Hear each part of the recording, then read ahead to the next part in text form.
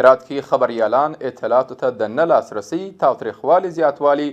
د کاري او جاني مسؤلیت نشتوالي او د مسؤلینو لخوا د اطلاعاتو سم او دقیق معلوماتو نه ورکول هغه ستونزې او ننګونې دي چې هرات کې خبریالان ترې سر ټکوي. دوی له حکومت او د خبریالانو له ملاتړ او اړوند ادارو څخه د دې ستونزو د هوارولو غوښتونکي دي او هغه عناصر چې د خبریالانو په وړاندې د ځنډ او تاوتریخوالي لامل دي اصولي چلند ورسره وکړي.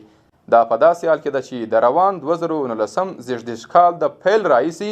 115 د تاوتریخوالي پیښې د خبریالانو د ملاتړو ادارو له لوري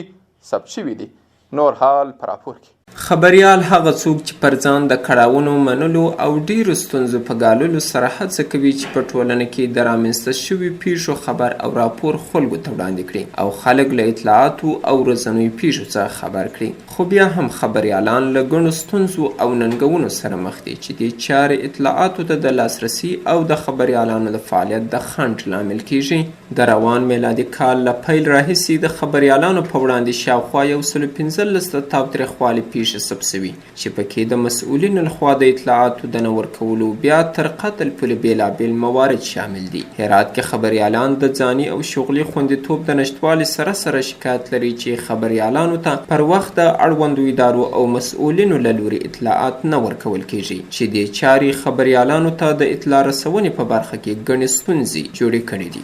متاسفانه در کنار چالش عدم مسئولیت شغلی و مسئولیت جانی برای خبرنگار، حق دسترسی به اطلاعات و اینکه اطلاعات دقیق برای خبرنگارها و برخی از ادارات دولتی یا دانسته و یا هم نادانسته نمیدن یک چالش‌های جدیه که واقعا کار خبرنگار با مشکلات جدی روبرو کرده. با آنکه وعده‌های زیادی برای خبرنگارها در راستای حلشون به ویژه در بحث حل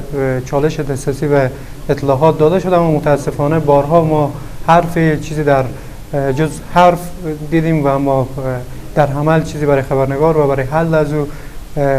دیده نشده. هرات کې همدارس خبریالان خلکو ته د اطلاع رسونې په برخه کې د مسؤلینو د ناوړه او غیر اصولي چلند څخه اندېښنه لري او عدلي او قانوني مراجعو نه غوښتنه کوي چې د خبریالانو په وړاندې د تاوتریخوالي پیښې تر جدي څارنې او څېړنې لاندې ونیسي. هر خبرنگار وقتی برای به دست آوردن اطلاعات به یک اداره مراجعه میکنه،